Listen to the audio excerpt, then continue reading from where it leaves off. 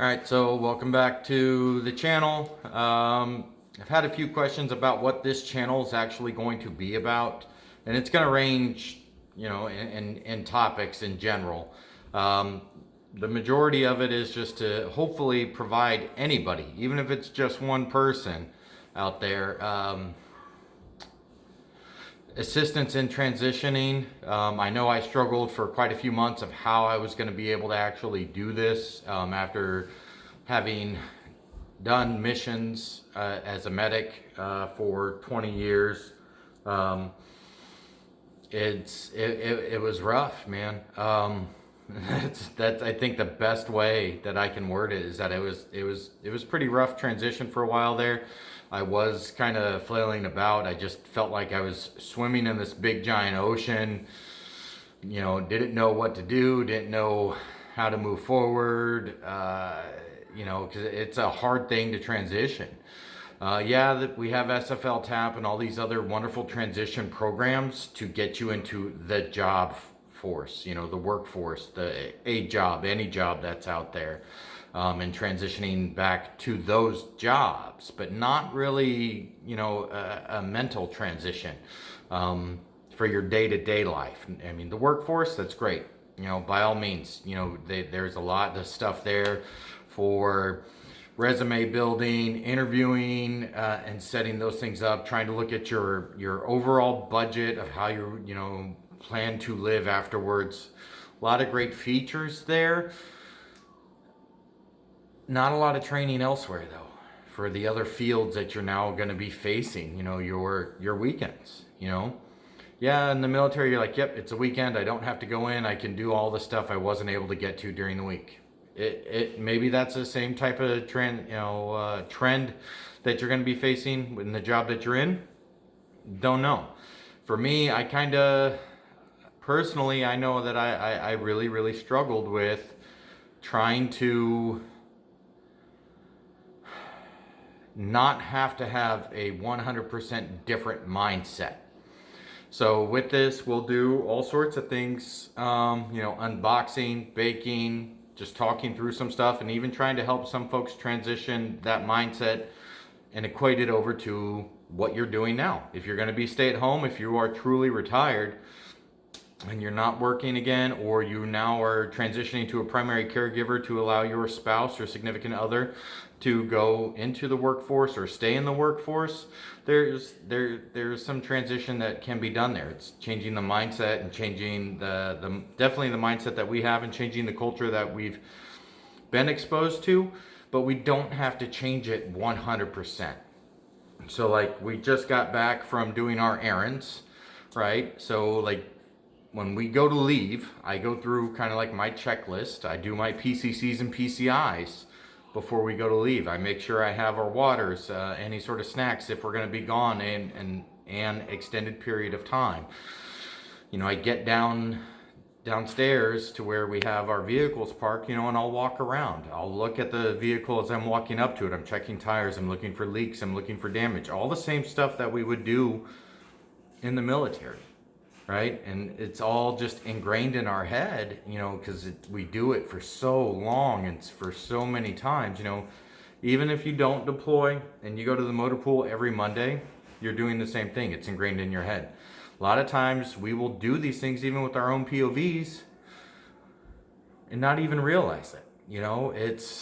You're walking up and let's say you do have a flat tire that stands out in your brain. I've got a flat tire. What happened? You start looking for damage. You start assessing the tire to see, can I just put air in it, or do I need to actually put the spare on it? And like all these things start going through our brain, so just really,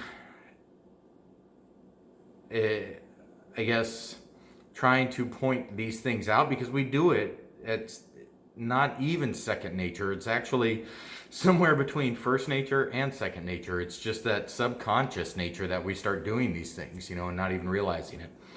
So we went down and we went and did our errands. We did a few things. We went to a couple stores, whatever, even going to the commissary or the grocery store or your supermarket, whatever. Guess what? That's your class 1 or your class 6 draw that you're doing right there. I know everybody associates class 6 with alcohol if you're prior military or whatever, because a lot of the stores are called the class 6, and that's kind of where it used to fall in. But class 6 is also your personal items, you know. It goes into your shampoos, your deodorants, you know, some sort of food type items, snacks, right? Normally your class 1 is your substance draw, all right? You know, we didn't get gas today, and you know, if we had, guess what? There's our class 3. We didn't buy any clothes. That's class 2. You know, we didn't buy a whole new vehicle, which would be our major end item. That's your class 7. You know, so like all these things can equate over. You know, I'm not trying to bore you with the classes, things like that, but it's kind of how we're going to go with the channel, you know, trying to help anybody. Like I said, even if it's just one person that's out there, you know what, I hope I help you. I hope you don't struggle kind of the way I did. And then finally one day it just dawned on me that yes, the mission has changed, but that doesn't mean that everything leading up to the mission or backwards planning from a known mission has to change. We still go through our PCCs, PCIs. Even if you're gonna bake, your recipe turns into your op board, right? It's all there. It's just how we equate it over.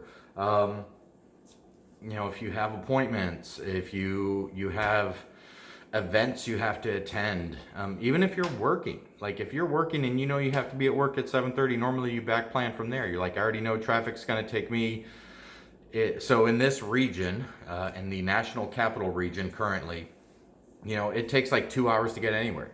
You know, at a minimum, you're looking at 20-30 minutes drive just to get 5 to 10 miles down the street. It's kind of crazy. But, you know, you backwards plan from there. And then you're like, okay, so I know it's going to take me this long to get there. All right. So then I need to make sure I'm out the door by this time. And in order for me to do everything else in my own residence, you know, my coffee, my breakfast, my shower, my shaving, my clothes, whatever, that I have to be up by this time. I physically have to be out of the bed by this time. You know, we do that second nature without even thinking about it. That's why I say it's in between first and second nature. So these are the things that we're going to do. You know, and then once we get back, you know, like today we got back from, you know, going to the commissary. You know, we put all the class 1 away that needed to be put away. We put the groceries away, right? We stored it. We looked at all the items that we did use. You know, we repack. So you do your reset and refit. You know, you put your stuff in a set location. You know, you put your shoes in the exact same spot. You put your jackets in the exact same spot. You put your sunglasses, your keys, your wallet, whatever. That's still part of your reset and refit. You know where it's at. You put it in the proper location.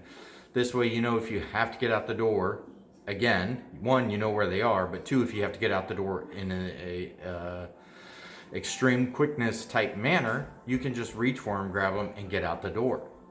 All right, so these are the things that change. And then, you know, everybody talks about, oh, well, you know, you don't have any missions anymore. You still do have missions. You still have to bake, you have to clean, you have to do all these things.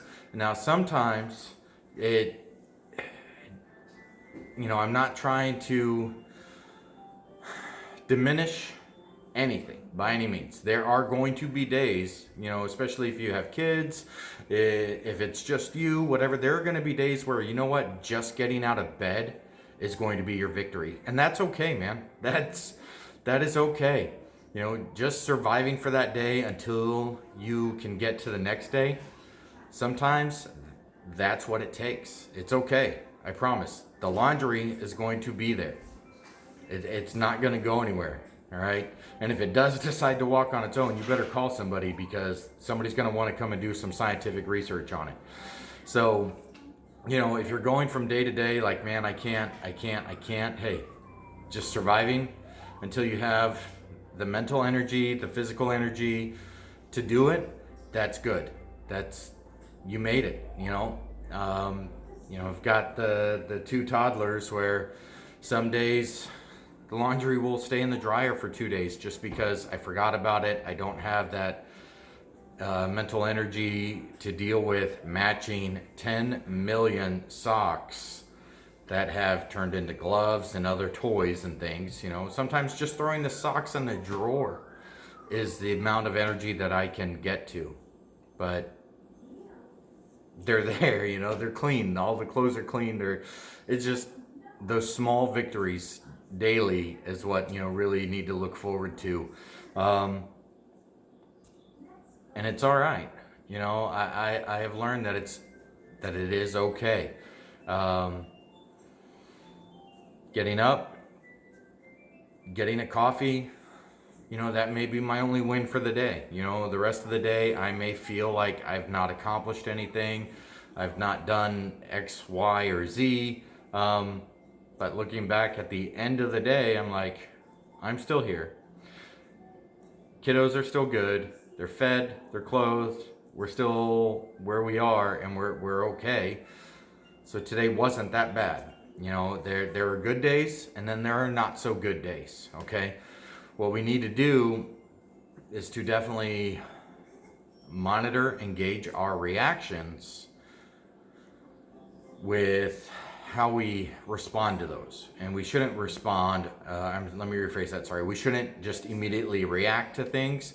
We do need to have a deliberate response to things if we can, all right? And it's minimizing those actual reactions, those immediate reactions to things.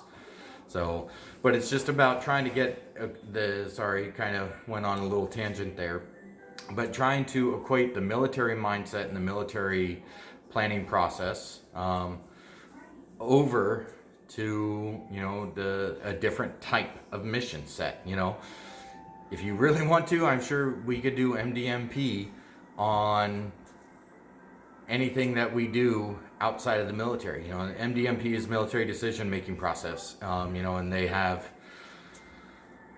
extensive verbiage printed to help manage all this stuff. But, you know, if we can boil it down and try and equate some of this stuff over, you know, like if you know, here soon we're gonna have to take one of the vehicles into the either the dealership for either oil change or tires. You know, that's our class 9, you know, repair parts, and there's a planning that needs to go in with that, you know. So just stay tuned. We're gonna cover all sorts of stuff, you know, and I really hope that you enjoy this, and that, you know, at least one person out there takes something from this, man. Take something good, and, you know, we'll see you at the next, I guess, episode. I don't even know what this stuff's called yet, so hang in there. We're all gonna get through this together. We're gonna learn as we go, all right? I'll see you on the next episode.